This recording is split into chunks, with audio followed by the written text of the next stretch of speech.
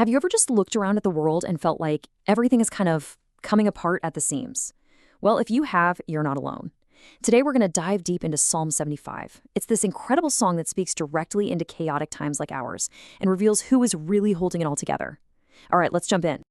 And just a quick note, this devotional explainer is brought to you by our wonderful friends over at the You Need Faith in Jesus team. So the psalm kicks off with this absolutely stunning image. It says, the earth and everyone in it are dissolved. You can almost picture it, right? Just melting, unstable, completely coming unglued. But then, right in the middle of all that chaos, this powerful voice declares, I bear up the pillars of it. That's the core of this whole psalm. The world feels like it's shaking, but God says, don't worry, I've got the pillars. So what do you do when it feels like those pillars are shaking in your own life? Well, the psalmist gives us a really surprising first step. You'll find it right there in the very first verse. Before anything else, the response is just this passionate burst of gratitude. And notice, it's not a casual, oh, thanks. He repeats it, unto thee do we give thanks. It's an eruption of praise, even while the world feels like it's dissolving.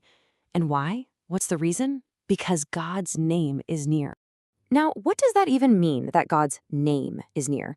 You know, in the Bible, a name isn't just a label. It's a person's entire character, their authority, who they are. So the psalmist is thankful because God himself, his very presence and power, is close. And the proof?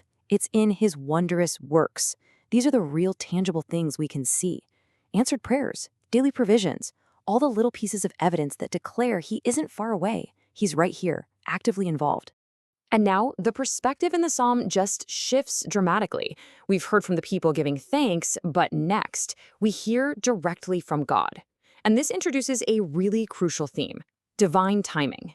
This is God speaking. And that phrase, when I shall receive the congregation, is really better understood as when I choose the appointed time. Think about that. It's such a profound statement. God is basically saying that his justice isn't random or just a reaction to what we do. No, it's scheduled. And here's the key takeaway. There is an appointed day for judgment.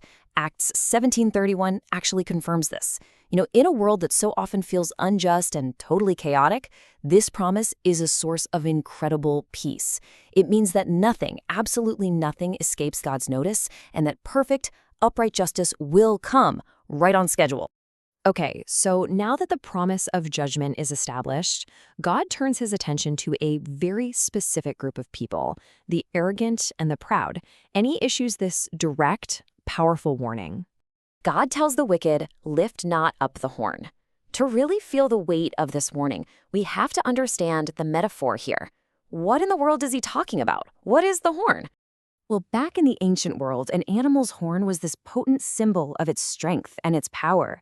So to lift up the horn on high and speak with a stiff neck, that means to arrogantly boast in your own strength, your own accomplishments, your own authority. It's basically a defiant act of rebellion against the God who is the source of all real strength. And as 1 Samuel 2:3 warns, talk no more so exceedingly proudly. You know, this isn't just about people who are loud and obnoxious in their boasting. Pride can be so subtle. It's when we rely on our own talents, when we seek our own credit, or when we just live our lives as if we don't really need God. This is a call for all of us to humble ourselves before the one true authority. This warning against pride leads us right into the psalm's big climax. If we aren't the source of our own strength and success, then who is? The psalmist is about to give us the final answer. So the psalmist asks the fundamental question, right? If we're not supposed to promote ourselves, where does promotion actually come from? Is it from our connections? Is it from sheer hard work? Is it just being in the right place at the right time?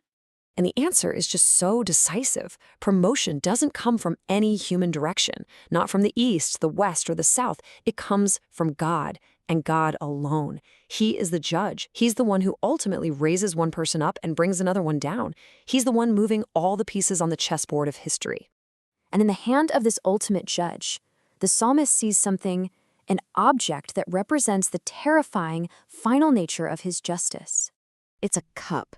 And all throughout Scripture, this image of a cup symbolizes a divine portion that's being served. In this case, it's a portion of judgment. And the wine inside is red, which signifies just how fierce and intense it is. Scripture also says it's a mixture, meaning it's been made even more potent. This is a cup of pure, undiluted wrath against sin, with no mercy mixed in. So here's the full, fearsome picture. The wicked are forced to drink every single last drop, right down to the bitter dregs at the very bottom. This means the judgment is complete, and it is totally inescapable. There is no getting away from this cup. But for the believer, this image isn't a source of terror. It is a source of overwhelming gratitude. And why is that? Because this is the very cup Jesus prayed about in the Garden of Gethsemane. On the cross, he drank the full portion of God's wrath that we deserved. He drank our cup for us. So, knowing all this, that God is a just judge who holds the world together and that Christ has saved us from his wrath, what's our final, logical response to all of this? Well, the psalmist's conclusion is a vow of eternal praise. He says, "I will declare forever." And he ends with this final promise from God: the day is coming when the horns, the prideful strength of the wicked, will be cut off for good. And the horns of the righteous, they will be lifted up by God himself. Justice will be done. So what does this all mean for us today, right now?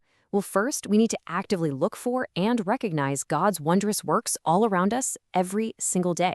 Second, we have to constantly humble ourselves and reject that temptation for self-reliance. Third, we trust his perfect sovereign timing for justice, even when we can't see it. And finally, we let our entire life become a declaration of praise to him. And that really just leaves us with one final question to think about. Knowing that it's God who is holding up the pillars of your world, that he truly has everything under control, how will that change the way you trust him today?